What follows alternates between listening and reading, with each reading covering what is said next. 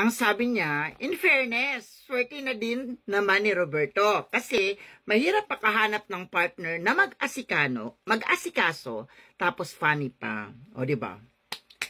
Thank you very much for the appreciation. You know what? Swerte si Roberto sa akin, yes. Pero ako din naman, swerte din naman sa kanya. Sabi nga nila, lahat ng ating samahan sa mundong ibabaw ay dapat nandoon yung give and take, no? Kailangan bigayan tayo.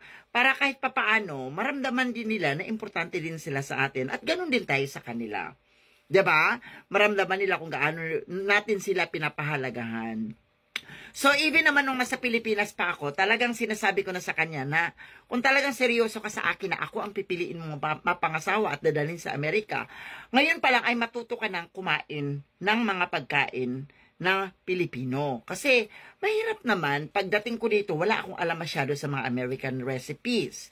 So, yun ang inano ko sa kanya. Una kong training sa kanya, na ang kainin lahat ng pagkain Pinoy na isa-serve ko, para pagdating ko dito, wala akong stress. Or hindi ako hirap, napakainin siya. So, ganun lang, no?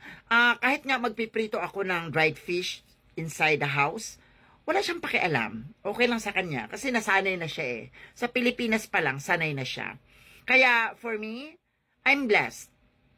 Nagpapasalamat din ako na may asawa talaga ako na sobrang bait.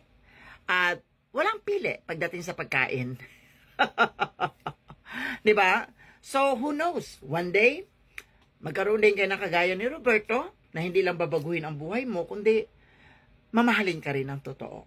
Diba? Tatanggapin ka kung ano yung totoong pagkatao mo at mamahalin ka talaga kung anong ikaw, yung being you as a person.